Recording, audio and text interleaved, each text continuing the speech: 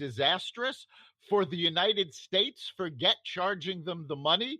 Just take the amount right out of our debt. Oh, no, that's and right. it would be fantastic for us. It is not a pie-in-the-sky scenario. Not at all. A number of countries have already announced that they're looking into how to do this. I think, what do you think, Dr. Lopkin? What do you think if the countries banded together and essentially, as a unified front, the debt we owe China is now absolved because of what they did? Well, I suspect the countries are going to have to band together. Obviously, China's going to fight this. And I think a decision is going to have to be made by the World Trade Organization, possibly the World Court. I'm actually not sure which organization would have jurisdiction over this, because this is something that has never been seen before, where countries just say, okay, you owe us this because you did this.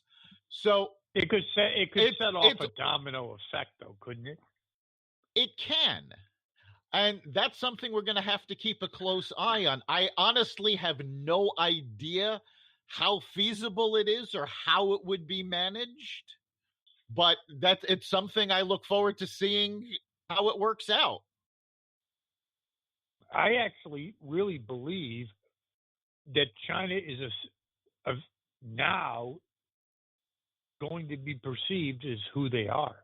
I think countries, that is, not people, but countries got kind of enamored with this cheap labor, cheap output. And I think now they overlooked that. Now there's no overlooking that. What do you think, Dr. Lopkin?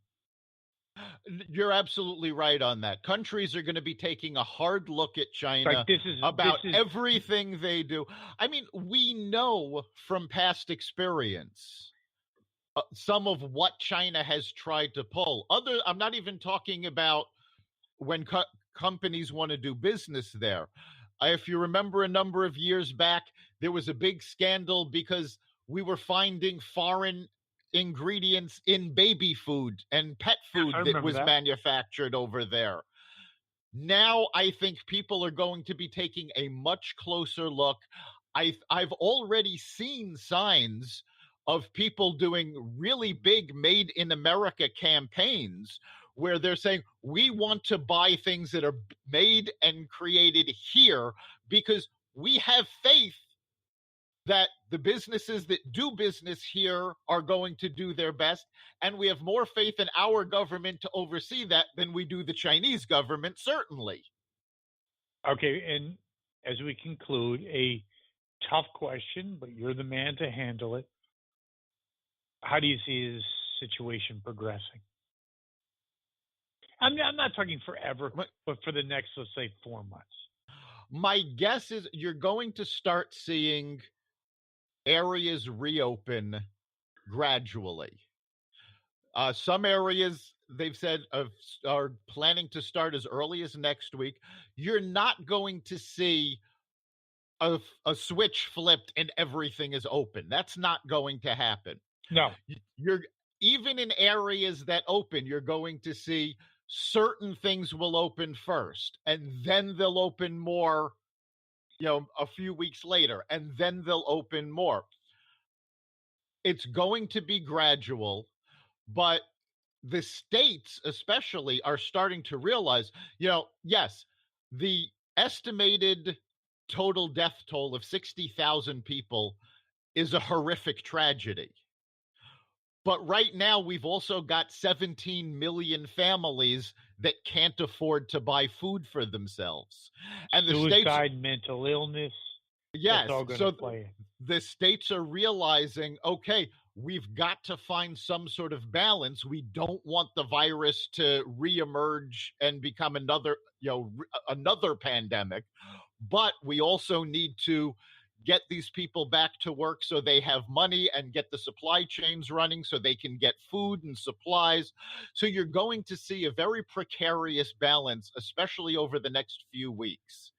I think you're going to start seeing, I think it's going to have a snowball effect. It's going to start very slowly. little things reopening, and little by little, it's going to speed up. I think by July, you'll start seeing a lot of momentum over things opening. By August, most of the country will probably be open. That's not to say the economy is going to be back where it was. It's still going to have a climb, but I think we're going to start that upward swing by then.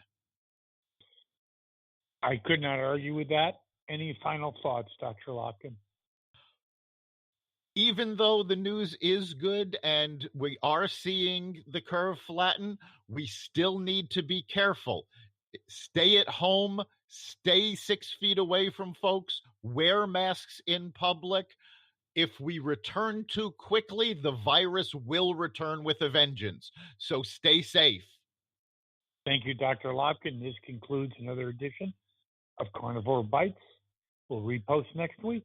Thank you, Dr. Lopkin. And we'll see you on Friday for Carnivore Radio Live. You can catch us at blogtalkradio.com/Carnivore Radio, Friday at 4. See you then. Thank you very much. You've been listening to Carnivore Bites, part of the Exvadio Podcast Network.